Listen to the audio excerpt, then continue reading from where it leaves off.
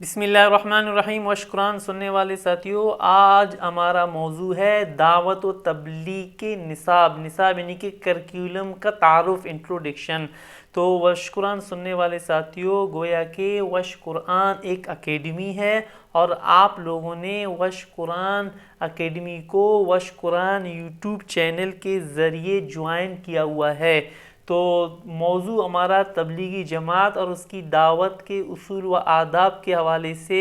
میں تقریباً اس سے پہلے 3 ویڈیو اپلوڈ کر چکا ہوں۔ تو یہ ایک بہترین کریکولم نصاب ہے ان بہن بھائیوں کے لیے جو دعوت و تبلیغ میں جانا چاہتے ہیں، سیروزہ لگا لیتے ہیں، چلہ لگا لیتے ہیں۔ تو انتہائی غور و فکر کرنے کے بعد ہم نے سوچا یہی، اور دوستوں سے بھی ہم نے مشورہ کیا ہے، علماء سے ہم نے مشورہ کیا ہے، تو ہم نے یہ طے کیا ہوا ہے کہ دعوت و تبلیغ کے حوالے سے ایک نصاب کریکولم آپ کے سامنے رکھ دیا جائے،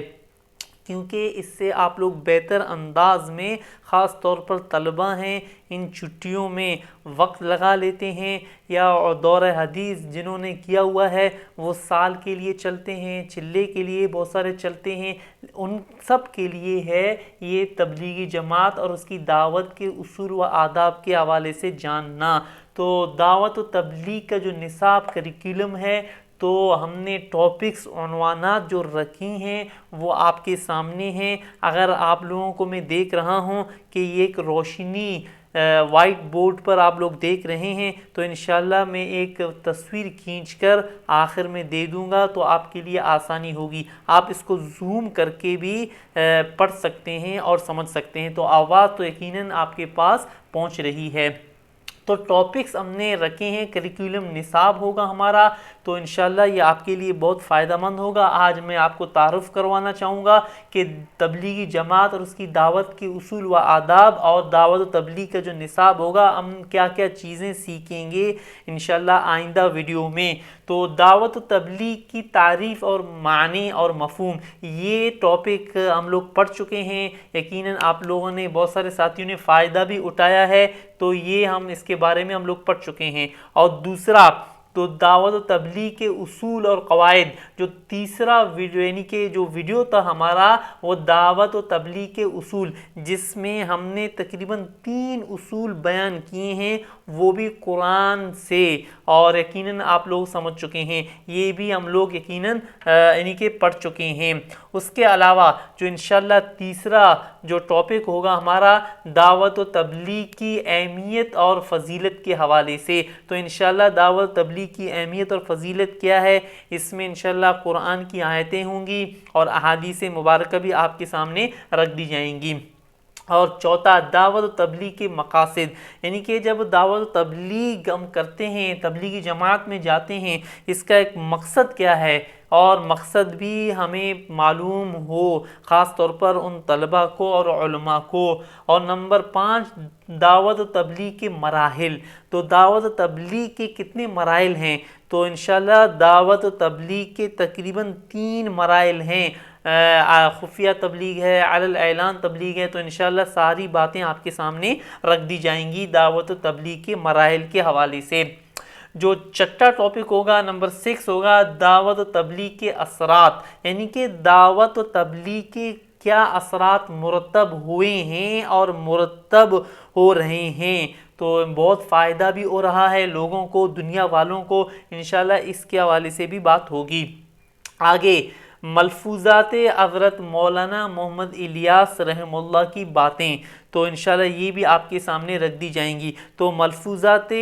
حضرت مولانا محمد الیاس رحمہ اللہ نے دعوت و تبلیغ کے حوالے سے، تبلیغی جماعت کے حوالے سے کیا باتیں کی ہیں، تو میں آپ لوگوں کو ایک کتاب پہلے بھی دکھا چکا ہوں، تو انشاءاللہ یہ کتاب آپ لوگ دوبارہ دیکھ لیں، تو اس کتاب سے ہم حضرت مولانا محمد الیاس رحمہ اللہ کی باتیں آپ کے سامنے رکھیں گے، جن کے مؤلف حضرت مولانا محمد منظور نعمانی رحمہ اللہ بہت بڑے عالم تھے ہندوستان کے، انڈیا کے، تو انشاءاللہ اس کتاب سے ہم لوگ فائدہ اٹھائیں گے۔ نمبر 8 جو ہمارا یعنی کہ ٹاپک ہوگا وہ جماعت تبلیغ پر اعتراضات کے جوابات، تو یہ بھی میں آپ لوگوں کو ایک کتاب دکھا چکا ہوں، اس سے پہلے تو یہ کتاب دوبارہ دیکھ لیں. یہ کتاب کو ترتیب دیا ہے حضرت مولانا محمد اسلم زاہد صاحب نے اس کتاب کو ترتیب دیا ہے. تو بہت سارے لوگ ہیں تبلیغی جماعت پر اعتراضات کرتے رہتے ہیں اور آج بھی کرتے ہیں. مثلا مجھ سے بھی کسی نے ایک اعتراض کیا بھی آپ لوگ کیسے ہو کہ مثلا بہت سارے علماء کو ہم معاشرے میں دیکھتے ہیں کیونکہ ہمارا تعلق بلوچ فیملی کے ساتھ ہے, ہم یہاں پر ملیر کراچی میں رہتے ہیں. تو ایک نے مجھے کہا کہ بھی آپ لوگ کیسے ہو کہ کیا کہتے ہیں سال بھی لگایا ہوا ہے, کئی چلے بھی آپ نے لگائے ہیں, 4 مہینے میں بھی گئے ہو اور لوگوں کو بھی بیچ دیتے ہو, لیکن ہم معاشرے میں دیکھتے ہیں بسا اوقات آپ ایسے لوگوں کے ساتھ اٹھتے بیٹھتے ہو جن کے ان کی معاشی ان کے جو معاش کے حوالے سے وہ ناجائز کام کر رہے ہوتے ہیں. یا ہم معاشرے میں دیکھتے ہیں کہ وہ علماء جنہوں نے سال بھی لگایا ہوا ہے لیکن پھر بھی جس کو کہتے ہیں نا, اپنا ناراض نہیں ہونا, جس کو چمچہ گری کہتے ہیں, یعنی کہ اپنے لوگوں کو چھوڑ کر جو مثلاً جو زیادہ مالدار ہوتے ہیں ان کی پیچھے بار بار جاتے رہتے ہیں. تو بہرحال اس سارے سوالات کا جوابات, ان اعتراضات کا جواب ہم اس کتاب سے دے دیں گے, تبلیغی جماعت پر اعتراضات کے جوابات. اور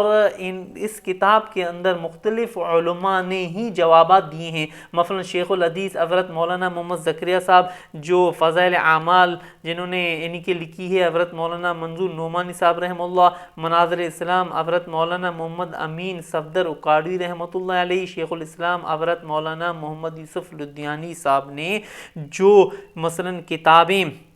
انہوں نے جو جوابات دیے ہیں, انشاءاللہ اس کتاب سے ہم لوگ فائدہ اٹھائیں گے. تو اس سلیبس کو, اس نصاب کو, اس کریکولم کو ہم نے کس طرح بنایا ہے, جو ظاہر سی بات ہے ہم نے ایک سوچ و وچار کے بعد, غور فکر کرنے کے بعد ہم نے اس نصاب کو, اس کریکولم کو ترتیب دیا ہے. تو ہم نے کون کون سی کتابوں سے ہم نے استفادہ کیا ہے اور لیا ہے. مثلا ماخذ کہتے ہیں ہم نے اس کتاب یعنی کہ اس نصاب کو, اس سلیبس کو ان تفاسیر سے اور ان کتب احادیث سے ہم نے بنایا ہے. مثلا تفسیر جلالین ہے, صفوۃ التفاسیر ہے, تفسیر ابن کثیر ہے, یہ عربی تفاسیر ہے. میں آپ لوگوں کو دکھا بھی دے دیتا ہوں, طلبہ تو جانتے ہیں. یہ ہے تفسیر جلالین اور بہترین یعنی کہ آسان عربی میں ہے تفسیر جلالین ہے. اور صفوۃ التفاسیر بھی ایک بہترین حضرت مولانا محمد علی صابونی, اور یہ تو میں طلباء کو یہی تجویز دیتا ہوں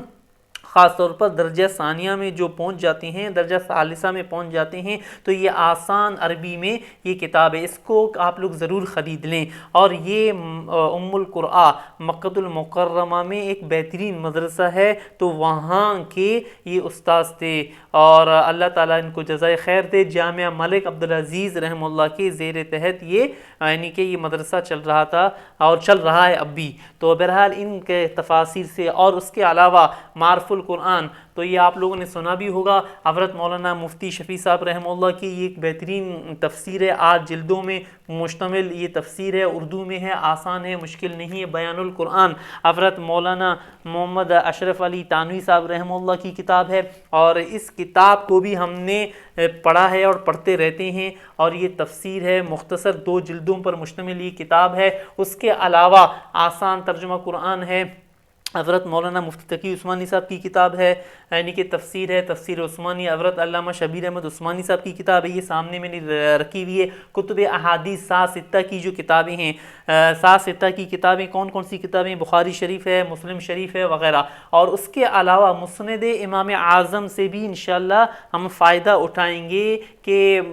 دعوت و تبلیغ کے حوالے سے, جماعت تبلیغ کے حوالے سے جو فضیلت اور اہمیت ہیں, حضور اکرم صلی اللہ علیہ وسلم کی حدیثیں, وہ اس کتاب سے مسند امام اعظم, یہ بھی عربی میں ہے, اور علماء جو پڑھتے ہیں اس کو آسان ہے, مشکل بھی نہیں ہے, بہت بہترین کتاب ہے. امام اعظم رحمہ اللہ کی شاگرد نے اس کو ترتیب دیا ہے, مسند امام اعظم رحمہ اللہ. تو اس کتاب, اور اس کے علاوہ الموطا امام محمد رحمہ اللہ, تو اس کتاب کو بھی انشاءاللہ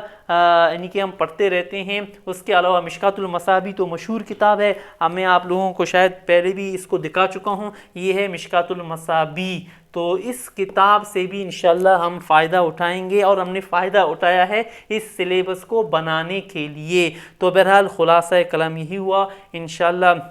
امید یہی ہے آپ لوگ انشاءاللہ بھرپور شوق جذبے سے ولولے سے تو انشاءاللہ اس ویڈیو کو بھی دیکھیں گے، اپنے دوستوں کو بھی کہیں گے، جو ہماری بہنیں ہیں وہ دیکھ رہی ہیں دوسروں کو بھی کہہ دیں۔ تو آج اتنا ہی کافی ہے۔ مولانا ابو ذامر خرم مجھے کہتے ہیں، فاضل ہوں جامعہ علوم اسلامیہ بن ٹاؤن کراچی سے۔ تو میری طرف سے السلام علیکم۔